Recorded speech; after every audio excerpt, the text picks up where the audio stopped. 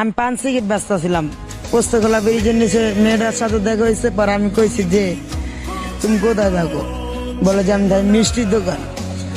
আর পর আমি গেছি, যে আর বাসা চিনছি, কথা মতো কইছে, আইছি আইয়া মনে করেন কয়দিন থাকছে এদিকে। পর তার মনে করেন বাসায় যাই না, ভাল লাগে না।